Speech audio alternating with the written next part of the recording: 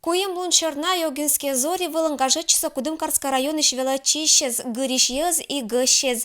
Идея чулетнечен фестивалез аркмис 2014 года. Сек район фестивалез лащетиса старт. Невежа лунча программа организуйтиса йогван. Пригласили коллективы, и первая у нас идея будет такая, что это сплочение коллектива. И здесь в основном это актив школ, которые принимают активное участие в жизни школы.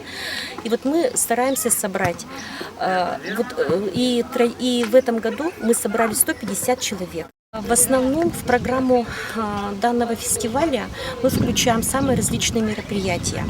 Вот в этом году, если у нас фестиваль был посвящен одной из целей, это 70-летие Победы, то, естественно, на открытии фестиваля присутствовали ветераны Великой Отечественной войны.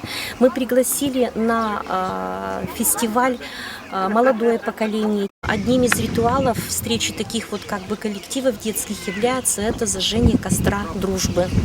А еще татын мунис победалан вальс, чулатиса быткодь мастер-классез, орсаннез и вермашеммез.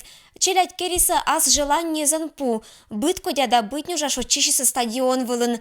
Ныпонда куим луна фестиваль лоис оланыш медгажа тытчана торан.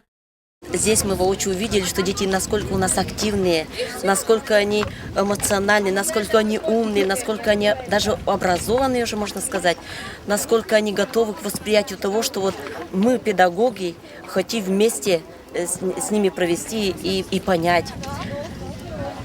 Эмоций очень много. И я думаю, что вот такие фестивали надо проводить.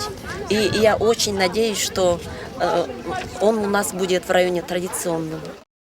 А районный фестиваль «Йогинские зори», «Йогинское поселение» он чулатиса первуиш, и надечено, что не медборяиш. Ирина Батоева, Вести, Кудымкар.